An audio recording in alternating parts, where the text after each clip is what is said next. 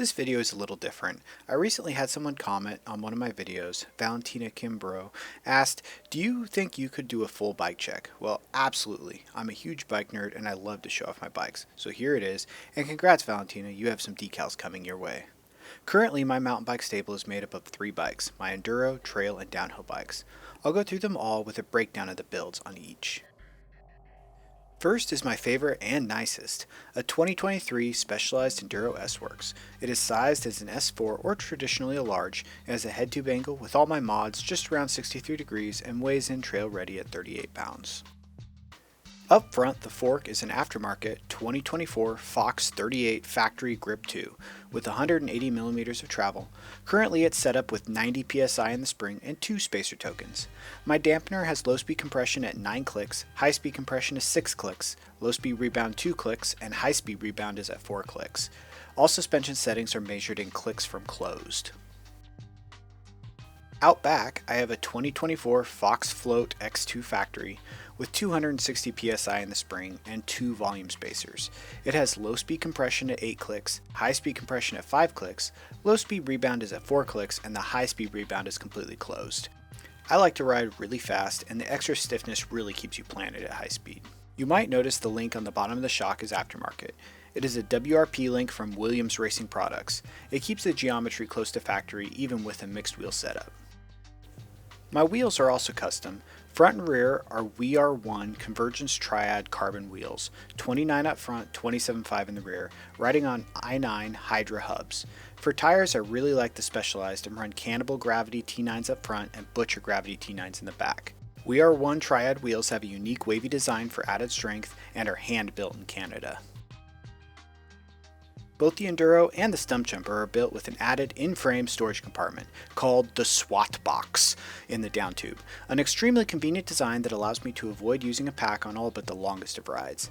Inside I keep a tool pouch with tire fixing equipment, as well as a little extra food, some toilet paper, an extra AXS battery, and even some epinephrine. My drivetrain is pretty basic. It's a SRAM GX AXS wireless rear derailleur and shifter with 11 to 52 Eagle cassette, a SRAM XX1 gold chain, SRAM GX 165mm cranks sporting a 30-tooth front chainring, and a Specialized chain guide.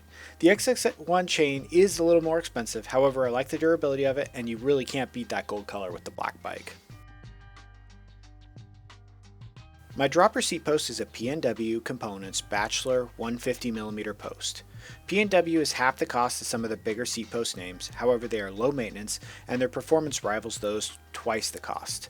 I also run a WTB Silverado saddle. I find it's the most comfortable seat I have used and run it on all my bikes. My brakes are a bit older. They are 2020 year model SRAM Code RSCs. Run them in both the front and the back. I run MTX gold brake pads and have SRAM HS2 rotors, 220mm up front, 200mm out back.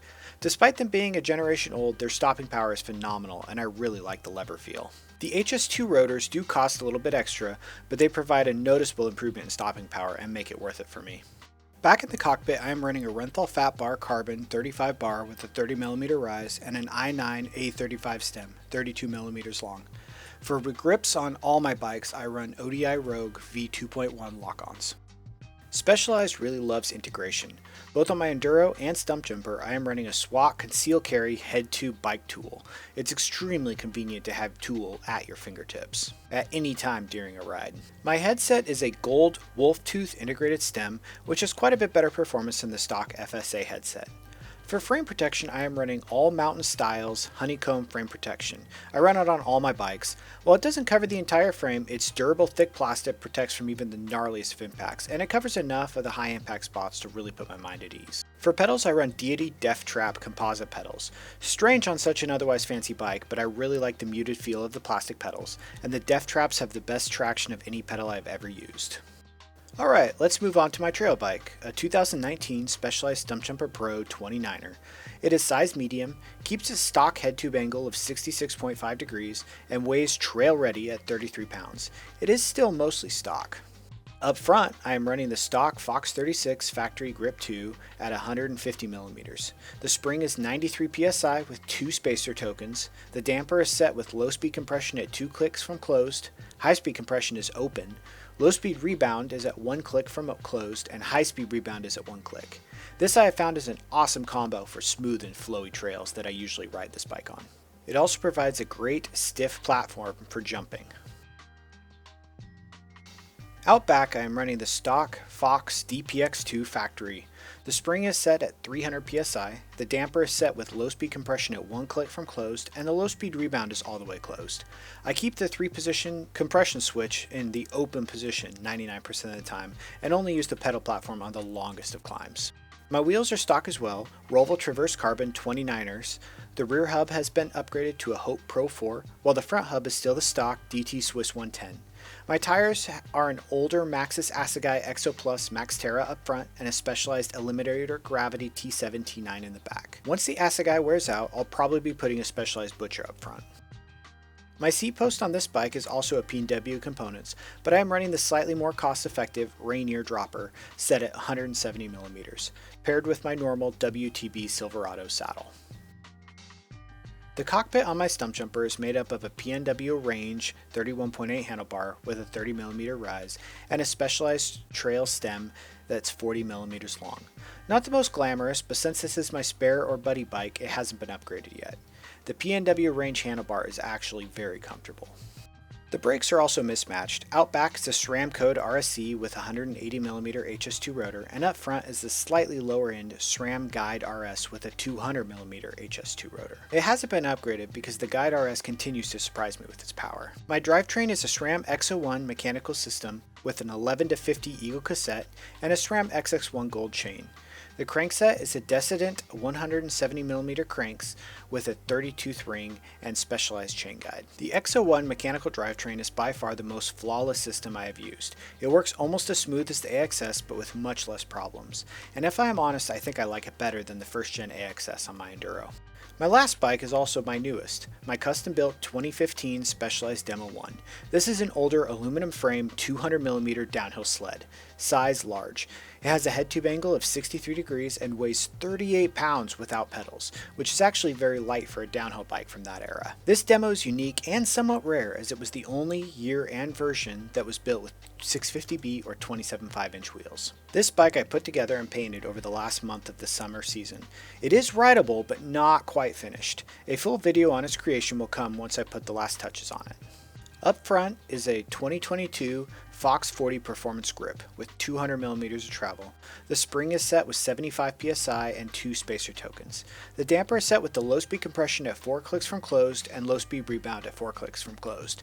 The grip damper doesn't have adjustable high speed compression or rebound, but that's not really that big of a deal as the fork still performs amazingly.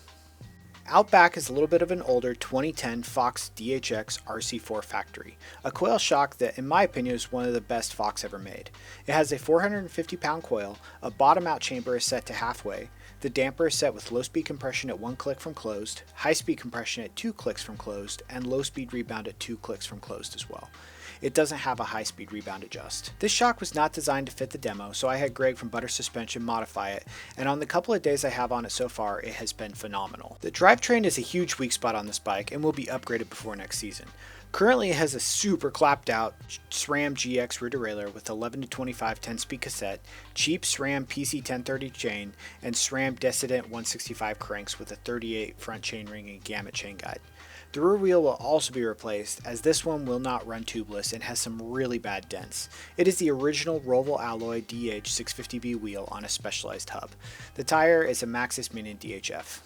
Up front, I have already replaced the front wheel, and I'm quite proud of it. It's my first attempt at a home-laced rim, a Sungringle MTX 3329er rim laced to a Specialized FR 20mm front hub.